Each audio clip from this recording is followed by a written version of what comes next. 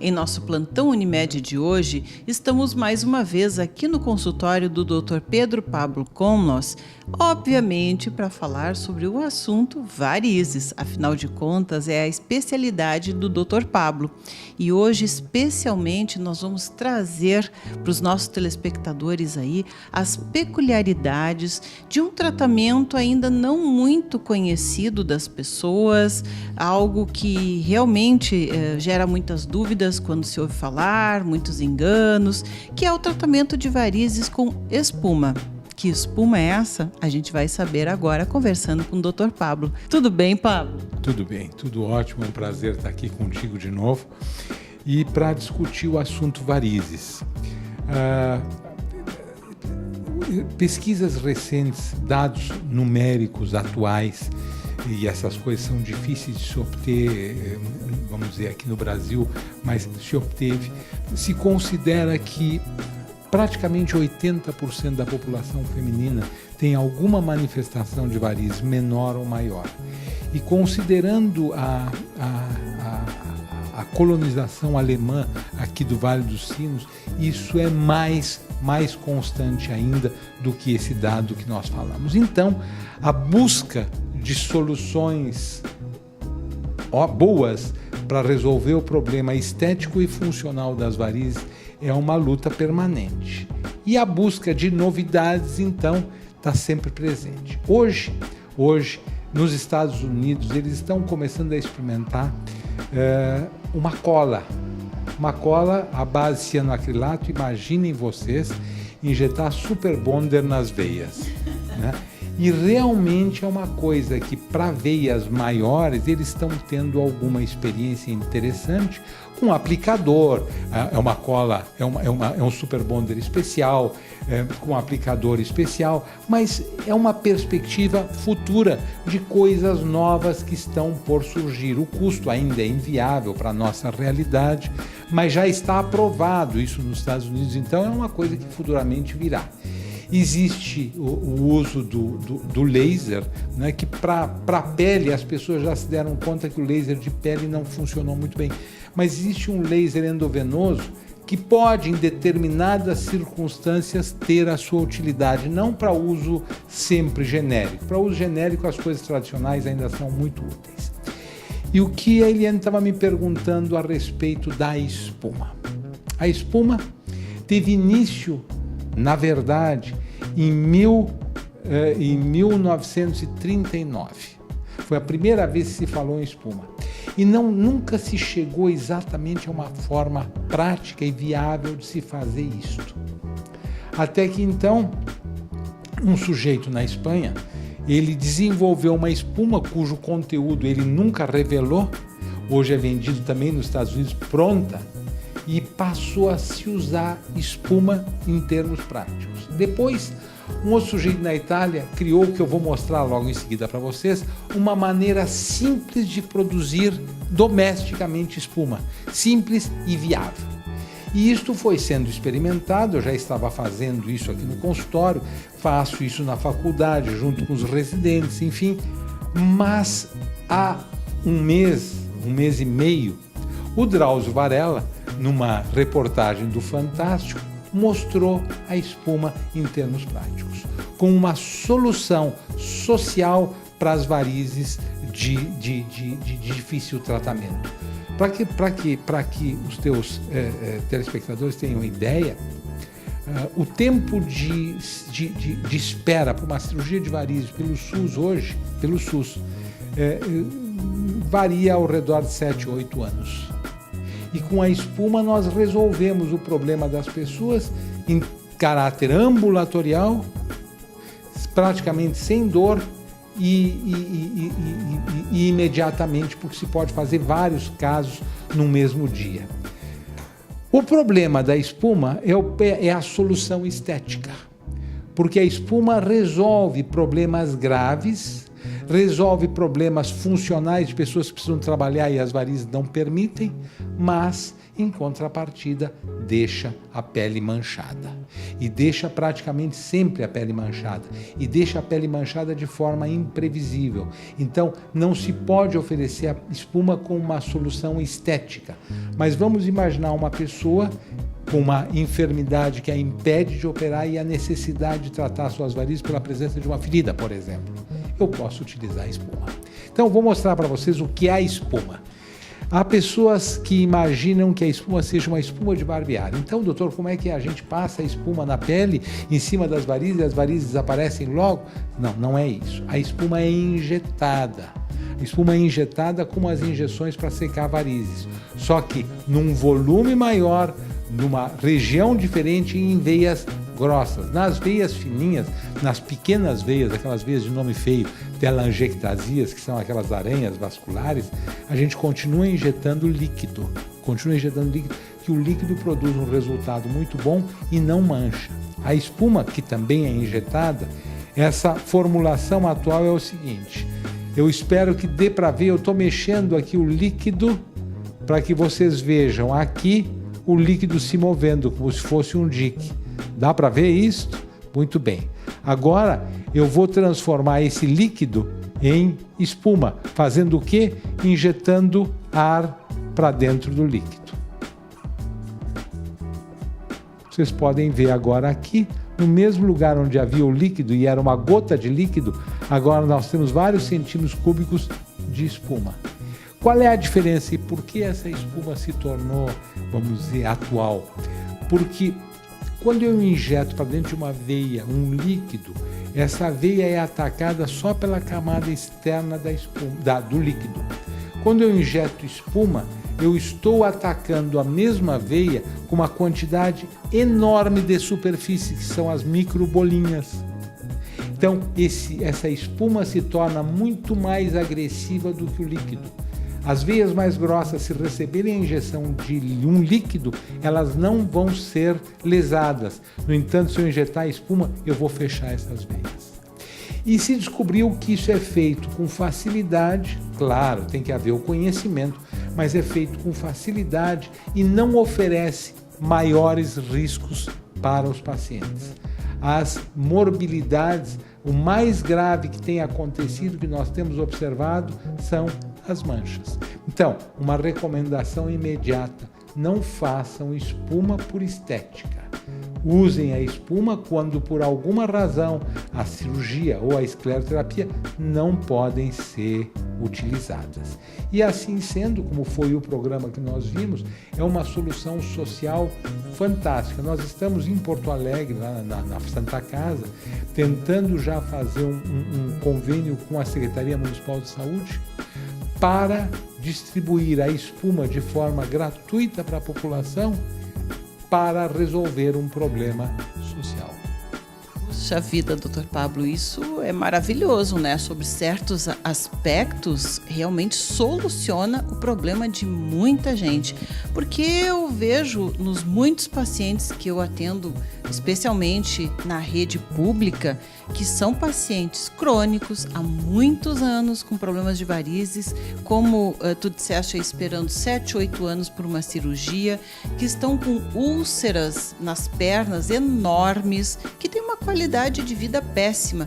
Eu tenho certeza que elas trocariam essas úlceras enormes nas pernas, dor, inchaço, tratamento contínuo com curativos, antibióticos, anti-inflamatórios, analgésicos, né?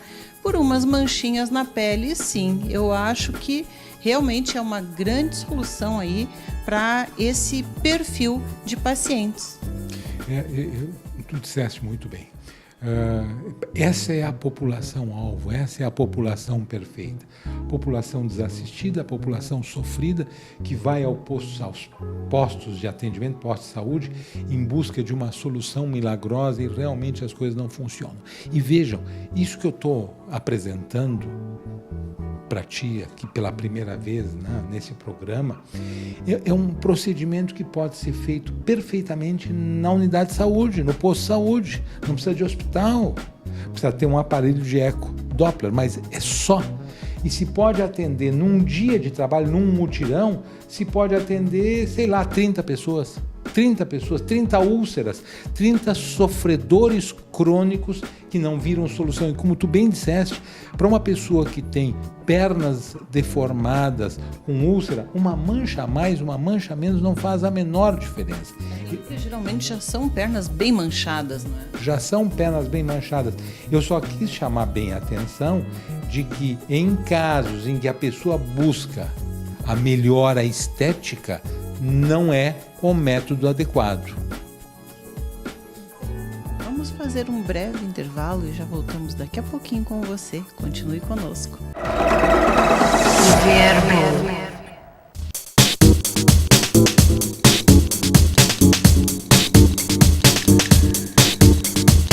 Estamos de volta com o nosso plantão Unimed e continuamos a conversar com o Dr. Pedro Pablo Komlos, médico cooperado Unimed, angiologista e cirurgião vascular. No bloco anterior, falamos sobre o método de tratamento de varizes chamado espuma, que, pelo que nós vimos aí, é um método econômico, rápido, funcional, uma solução especialmente para aquelas pessoas que buscam por resolver o problema das varizes, não buscando, em primeiro lugar, a estética, né? Como muito bem ele explicou. Mas, doutor Pablo, tem uma outra coisinha aí, uma palavra feia, né? Que assusta as pessoas, que se chama trombose. Né? Quando as pessoas falam nisso, assusta bastante. E a gente sabe que existe aí um quadro chamado trombose venosa profunda. Então, hoje nós gostaríamos de abordar isso, ver o que é de fato a trombose venosa e quais são as causas e as consequências, o tratamento. A trombose, ela se notabilizou a partir da síndrome da classe econômica. A síndrome da classe econômica foi divulgada amplamente nos últimos 10 anos de pacientes que tinham mal súbito em longos voos, sentados com as pernas imóveis, naqueles pequenos espaços que as companhias aéreas oferecem. Então, se descobriu que eles eram, vamos dizer, eles sofriam uma coagulação do sangue, uma trombose venosa. Eu já vou explicar o que é isso, não se assustem. E esse sangue coagulado, ele se deslocava, ele se movimentava daquela localização e acabava no pulmão, causando falta de ar, enfim, consequências muito nefastas, muito sérias. A questão é a seguinte: todos nós temos o sangue circulando permanentemente no nosso organismo. Quando nós estamos sentados, como nós dois estamos aqui, evidentemente há um ajuste de toda a circulação para que esse sangue circule mais lentamente, para que ele vença o retorno contra a gravidade ao longo das pernas e volte ao coração, sem que ocorra uma coagulação. No passado, no século XIX, foi estudada a doença e se atribuiu às causas de uma trombose a presença de uma machucadura na veia, uma lesão venosa, a diminuição da velocidade de retorno e uma alteração do número de glóbulos, como, por exemplo, numa virose em que aumentam os glóbulos brancos para a defesa. Então, esse conjunto de coisas poderia provocar uma trombose venosa. Modernamente, a partir da segunda metade desse século, se passou a entender uma expressão chamada trombofilia, que é uma característica genética de alguns indivíduos de ter a falta de um elemento de uma extensa cascata de coagulação, e um desses elementos faltantes poderia favorecer, junto com aqueles outros 3, a ocorrência de uma trombose. Então, se descobriu que as pessoas que têm trombose normalmente têm alguma forma de trombofilia, genética ou adquirida, que favorece que aquele sangue, andando mais devagar dentro das veias, possa subitamente coagular. Se ele coagular dentro do indivíduo saudável e vivo, nós estamos diante de uma trombose venosa.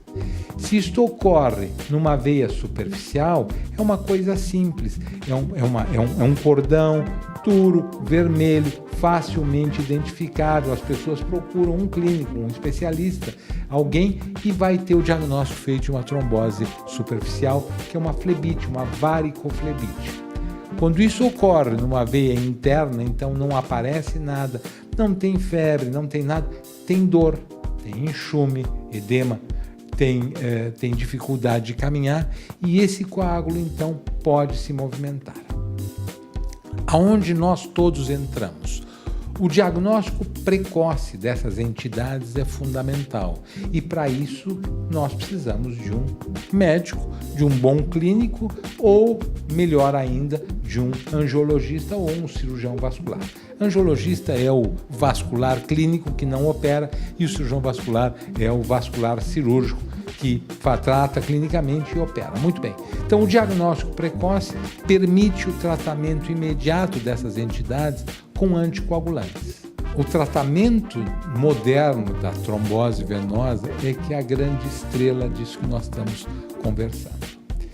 O que nós tínhamos até então era o uso de um anticoagulante injetável, eram injeções na gordura da barriga, subcutâneas na barriga, que era a heparina, que continua tendo utilidade, que continua se usando em vários casos específicos, e depois a gente continuava o tratamento usando ri do rato. Todos que nos assistem sabem o que é o ri do rato. Pois bem, é uma substância chamada dicumarol, que é a cumarina, que é um anticoagulante que usado de forma concentrada e potente em ratos é um raticida.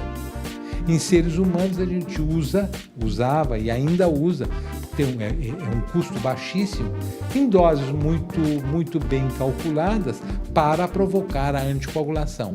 Em termos populares, para afinar o sangue e desmanchar esse coágulo. Mas modernamente surgiram os anticoagulantes orais. Tem uma sigla NOAC, Novos Anticoagulantes Orais, que são anticoagulantes que não precisam de controle laboratorial, que têm uma dose definida de tratamento e que oferecem resultados extraordinários com absoluta segurança. Obviamente, o custo desses medicamentos é um pouco mais elevado, mas nesse momento estamos falando de saúde e segurança, então esse assunto não se discute. Muito bem. Então, a trombose venosa passou a ser encarada como uma coisa tratável.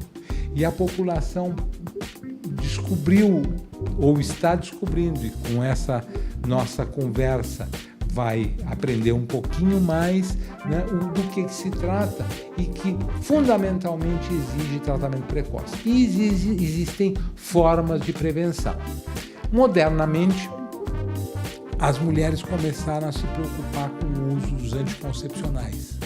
Porque existem alguns poucos casos, é verdade, mas existem alguns casos onde o anticoncepcional junto com aquela deficiência genética que eu falei antes, que é a trombofilia, podem provocar uma trombose venosa. As pessoas ao viajar, ao fazer longas viagens de avião, que é um momento de risco, há uma desidratação, há uma ansiedade, há uma imobilidade, há um risco real, elas passaram a fazer prevenção usando meias elásticas, se hidratando, etc. E junto com isso que nós estamos falando, um dos fatores predisponentes para a ocorrência de uma trombose é a presença de varizes.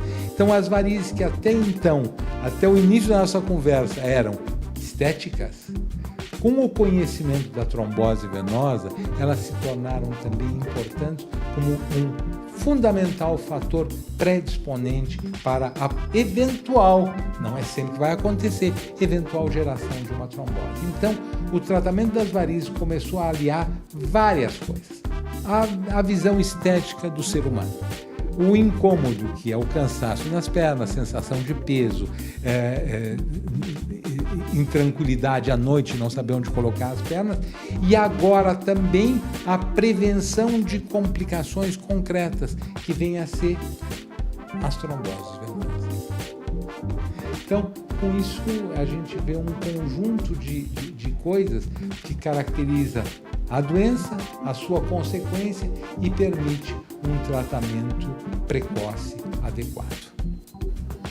A gente está tendo hoje aqui uma aula, uma verdadeira aula com o Dr. Pedro Pablo Komlos, que está trazendo aqui para a gente, né, respostas que são altamente didáticas e esclarecedoras. E eu tenho certeza que isso, Dr. Pablo, contribuiu aí neste momento com muitas pessoas que estão aí tirando suas dúvidas, que estão vendo da importância do tratamento de varizes e da prevenção das tromboses, que por sua vez também ainda podem ter outras complicações, como o senhor falou aí, que podem ser ainda mais graves. Bem, Dr. Pablo, a gente quer agradecer muito a sua presença conosco, né? E deixar o espaço aí, né, para que o senhor possa estar deixando ainda alguma mensagem aí a quem nos assiste. E a mensagem final de uma conversa agradável, como são todas as conversas que eu tenho contigo, Eliane, é que assim, a melhor prevenção que as pessoas podem tratar de fazer para suas enfermidades de uma maneira geral, e no nosso caso específico, para a insuficiência venosa crônica, que são as varizes, as tromboses, é levar uma vida saudável. O que é levar uma vida saudável? Ter horários bem definidos para as suas funções, horário de trabalho, horário de descanso, horário de lazer, uma alimentação adequada, e eu considero a alimentação adequada aquela que for mais adequada para cada indivíduo, sem exageros de nenhum tipo de alimento, cuidar muito o peso. O peso é importante, não porque o peso provoque varizes, mas porque o peso leva e como consequência imediata a uma doença da modernidade, que é a falta de atividade física. O gordo não consegue se movimentar, e isso é um fato, isso é uma realidade.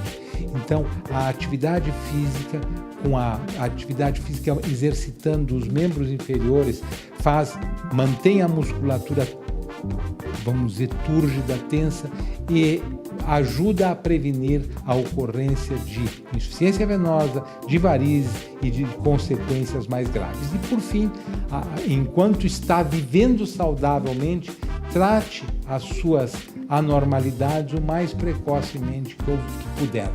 As varizes, por exemplo, não tem idade para tratar.